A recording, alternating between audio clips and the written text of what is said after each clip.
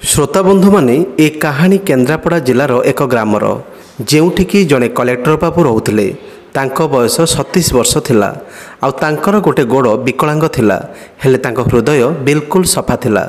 जेतेबेले से छोट थिले तांको बापा सहित जड़े लोकर बहुत भयंकर झगड़ा होइथिला आउ से समय कलेक्टर अर्जुन मात्र 5 वर्षर थिले। ସେହି ଝଗଡ଼ାରେ ସେ ନିଜ ବାପାଙ୍କୁ ଛଡ଼େଇବା ପାଇଁ ଯାଇଥିଲେ। ସେ ଜାଣିଥିଲେ ଯେ ସେ କିଛି ବି କରିପାରିବେନି।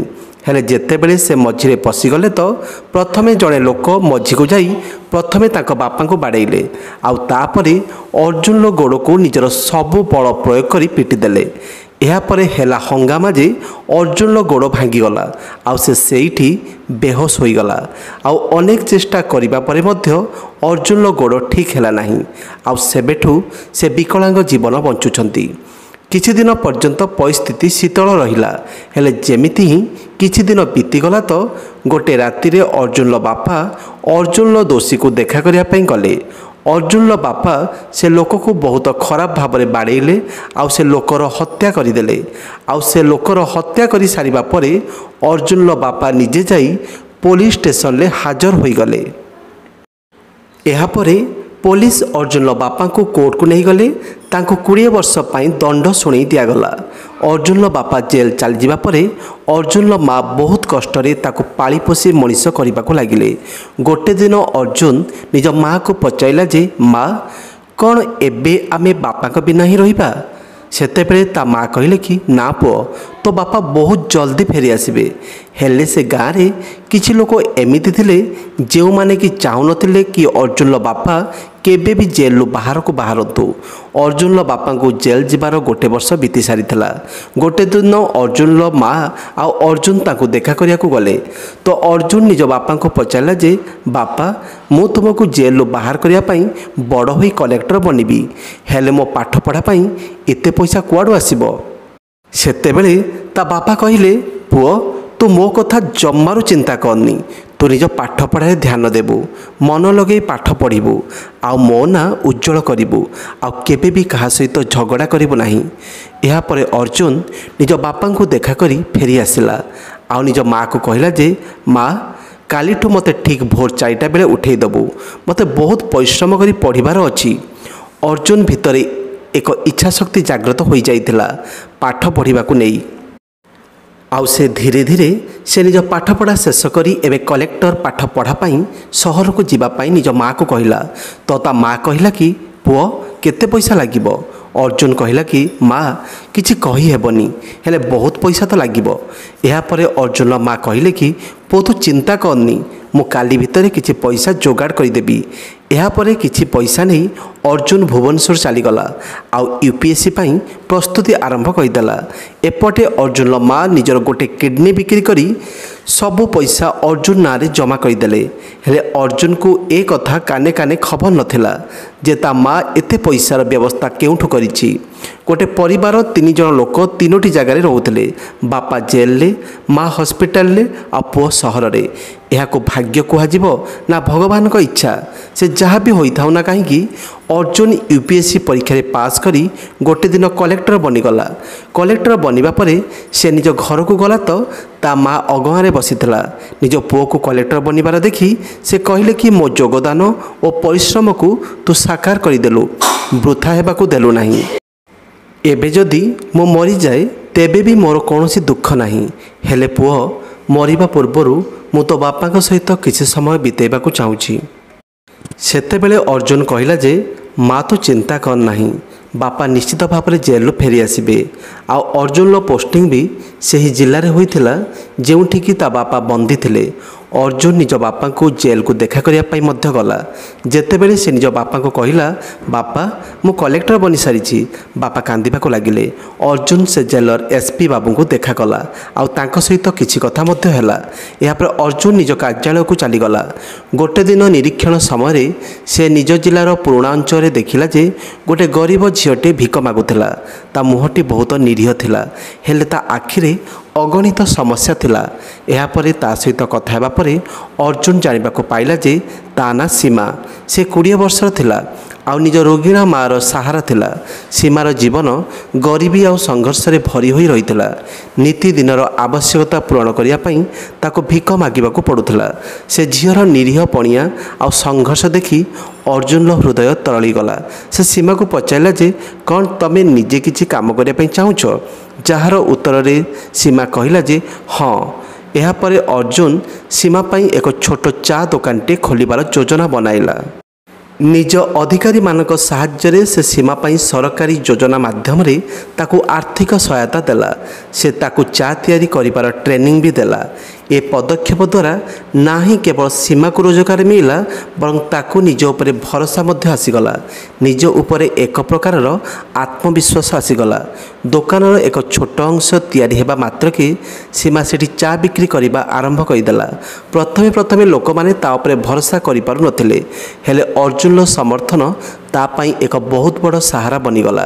ଧୀରେ ଧୀରେ ଲୋକମାନେ ତା ଦୋକାନକୁ ଆସିବାକୁ ଲାଗିଲେ ଆଉ ତା ଚା'ର ପ୍ରଶଂସା କରିବାକୁ ଲାଗିଲେ। ଅର୍ଜୁନ ବି ବେଳେବେଳେ ସେଠିକି ଯାଉଥିଲା ଆଉ ସୀମାକୁ ନୂଆ ନୂଆ ଜିନିଷ ଶିଖାଉଥିଲା। ଅର୍ଜୁନର ଏ ସାହାଯ୍ୟ ଦ୍ୱାରା ସୀମାର ଦୋକାନ ଚାଲିବାକୁ ଲାଗିଲା। ଦୋକାନ ସହିତ ସୀମା ଆଉ ଅର୍ଜୁନ ଭିତରେ ଏକ ଗଭୀର ଆଉ ନିଆରା ସମ୍ପର୍କ ଗଢ଼ି ଉଠିଲା। ସମୟ ବିତି ଚାଲିଲା ଆଉ ସୀମାର ଦୋକାନ ଏବେ ବେଶ ଭଲ ଭାବରେ ଚାଲିବାକୁ ଲାଗିଥିଲା। ସୀମାର ପରିଶ୍ରମ ଏବଂ ତା'ର ଚା'ର ସ୍ୱାଦ ସମସ୍ତଙ୍କ ହୃଦୟ ଜିତି ନେଇଥିଲା। ଧୀରେ ଧୀରେ ଅର୍ଜୁନ ଅନୁଭବ କଲା ଯେ ତା'ର ସୀମା ପ୍ରତି ଦୁର୍ବଳତା ବଢ଼ିଯାଇଛି। ସୀମାର ସିଧା ଜୀବନ ଏବଂ ଅର୍ଜୁନର ହୃଦୟରେ ଏକ ବିଶେଷ ସ୍ଥାନ ବନେଇ ଦେଇଥିଲା। ସେପଟେ ସୀମା ବି ଅର୍ଜୁନକୁ ନିଜର ଆଦର୍ଶ ବୋଲି ଭାବି ନେଇଥିଲା। ସୀମା ଅର୍ଜୁନକୁ ନିଜ ଜୀବନର ସଂରକ୍ଷକ ଭାବୁଥିଲା ଆଉ ତା'ର ସବୁ ଉପଦେଶକୁ ପାଳନ କରୁଥିଲା। ଏମିତି ଭାବରେ ସମୟ ବିତି ଚାଲିଲା ଆଉ କିଛି ମାସ ପରେ ସୀମାର ମାଆର ଦେହାନ୍ତ ହୋଇଗଲା, ଯାହାଦ୍ୱାରା କି ସୀମା ଏକୁଟିଆ ରହିଗଲା। ଏ ଦୁଃଖର ସମୟରେ ଅର୍ଜୁନ ତା'ର ସାହାରା ବନିଲା ଆଉ ତାକୁ ସାନ୍ତ୍ୱନା ଦେଲା। ଏ କଠିନ ପରିସ୍ଥିତିରେ ଅର୍ଜୁନର ସ୍ନେହ ଆଉ ସାହାରା ସୀମାର ହୃଦୟରେ ଅର୍ଜୁନ ପ୍ରତି ଗଭୀର ଭାବନା ସୃଷ୍ଟି କରିଦେଲା। ସୀମା ଏବେ ଆତ୍ମନିର୍ଭର ବନିସାରିଥିଲା, ହେଲେ ସେ ଅର୍ଜୁନକୁ ନିଜ ଜୀବନରୁ ବାହାର କରିବାର କଳ୍ପନା ମଧ୍ୟ କରିପାରୁନଥିଲା। ଗୋଟେ ଦିନ ଅର୍ଜୁନ ସୀମାକୁ କହିଲା ଯେ ତମେ ସମ୍ପୂର୍ଣ୍ଣ ଭାବରେ ଆତ୍ମନିର୍ଭର ବନିସାରିଛ, ଏବେ ତୁମକୁ ମୋ ସାହାଯ୍ୟର ଆବଶ୍ୟକତା ନାହିଁ। ଏକଥା ଶୁଣି ସୀମା କହିଲା ଯେ ବାବୁ, ଆପଣ ହିଁ ମୋତେ ଏ ଯୋଗ୍ୟର ବନେଇଛନ୍ତି, ଆଉ ଯଦି ଆପଣ ନଥାନ୍ତେ ତେବେ ବୋଧେ ମୁଁ ନିଜ ଉପରେ କେବେ ବି ବିଶ୍ୱାସ କରିପାରିନଥାନ୍ତି। ଅର୍ଜୁନ ଅନୁଭବ କରିଲା ଯେ ସୀମାର ଜୀବନ ବଦଳିବାରେ ତା'ର ଚେଷ୍ଟା ନାହିଁ କେବଳ ତା ଜୀବନରେ ଖୁସି ଆଣିଲା, ବରଂ ତା ନିଜ ଜୀବନରେ ମଧ୍ୟ ଏକ ଅଦ୍ଭୁତ ସୁଖର ଅନୁଭବ କରାଇଲା। ଆଉ ଅନ୍ୟପଟେ ଅର୍ଜୁନ ନିଜ ବାପାଙ୍କୁ ଜେଲରୁ ବାହାର କରିବା ପାଇଁ ବହୁତ ସଂଘର୍ଷ କରୁଥିଲା। ଅର୍ଜୁନ ଅନେକ ଜାଗାକୁ ଯାଇ ଅନେକ ବଡ଼ ବଡ଼ ଅଧିକାରୀମାନଙ୍କ ସହିତ କଥା ହେଲା, ହେଲେ କେହି ବି ଦୃଢ଼ ନିର୍ଣ୍ଣୟ ନେଲେ ନାହିଁ।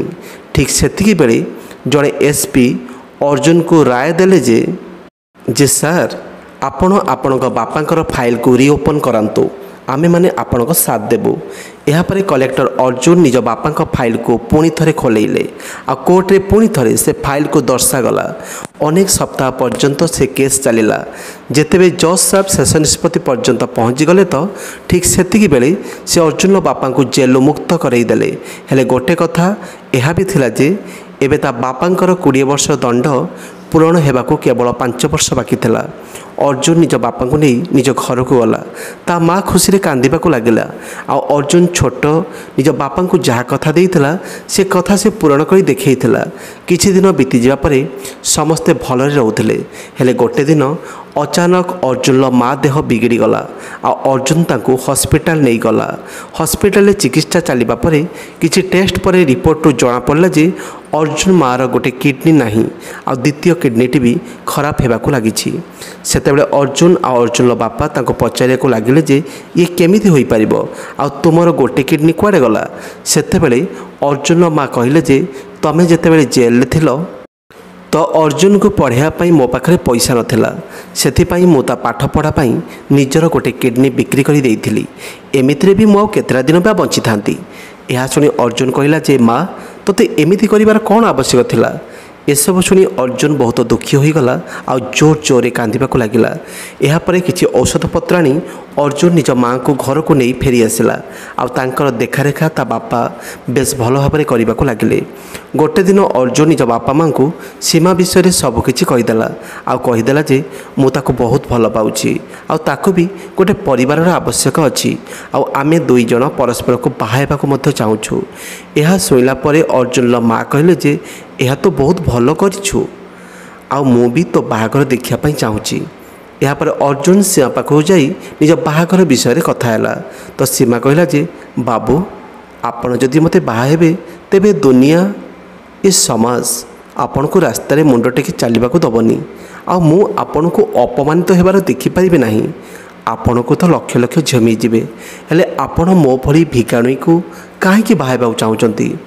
यह शुणी अर्जुन कहला जे सीमा मु तुम पाई आउ किछि अनुभव करुछि एमितिरे भी मो बाहाघर तो हम आदि मु तुमको बाहा होइछि तेरे तुमर भी परिवार बनीज आ मते गोटे स्त्री मिलଯିव हेले आम समाजर किछि लोक एक कथा को स्वीकार करि परिबे नाही। तांको पई जय कलेक्टर आउ जने पूर्व भिकारुणी झीर प्रेम कहानी एक असामान्य और अनुचिंता कथा अटे।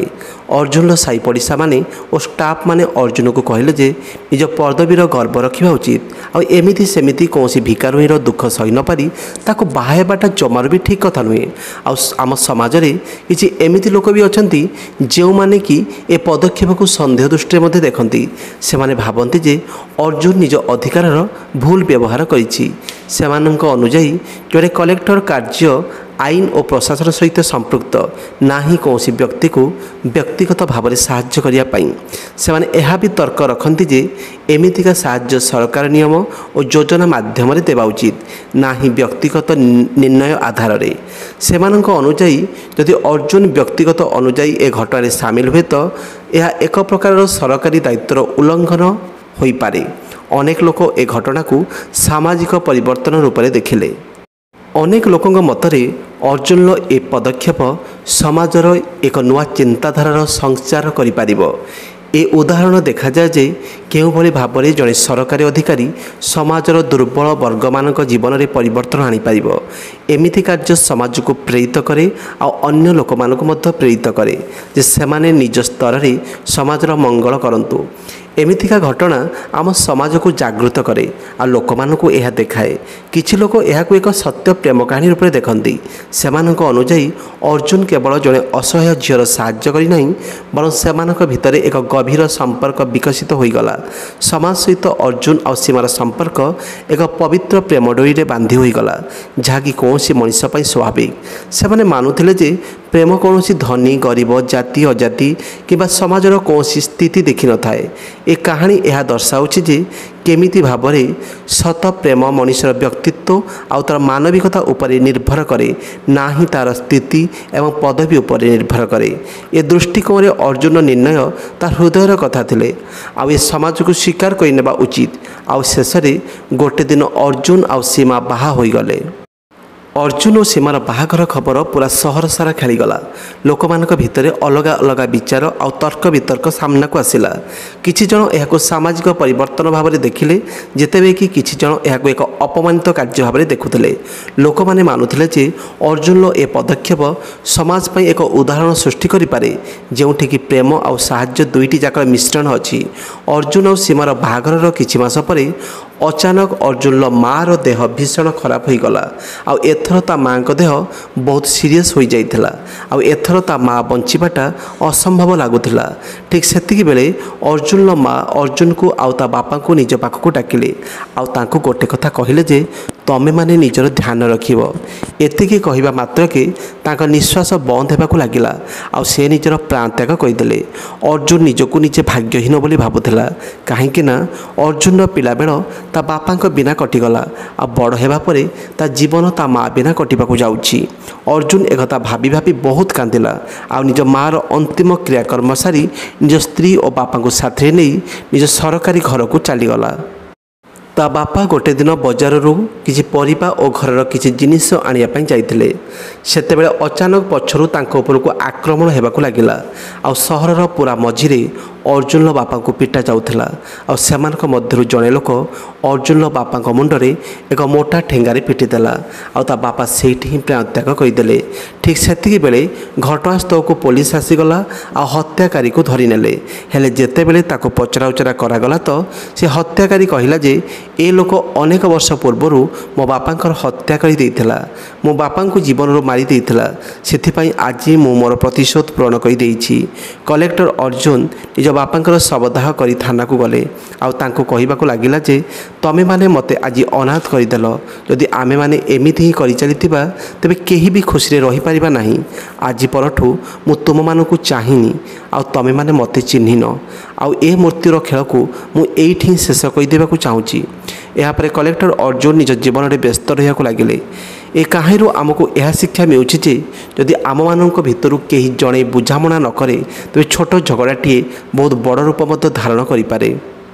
ତ ଶ୍ରୋତାବନ୍ଧୁମାନେ, ଆଜିର କାହାଣୀ ଏତିକି ଥିଲା। ଯେମିତିକି ଅର୍ଜୁନର ପରିବାର ସହିତ ଘଟିଲା। ଯଦି ଆମକୁ ଶାନ୍ତିରେ ବଞ୍ଚିବାର ଅଛି ତେବେ ଏ ସମାଜରେ ଆମକୁ ବହୁତ କିଛି ସହିବାକୁ ପଡ଼ିବ। ତେବେ ଯାଇ ଆମେ ସୁଖ ଶାନ୍ତିରେ ଆମ ଜୀବନ ବିତେଇ ପାରିବା।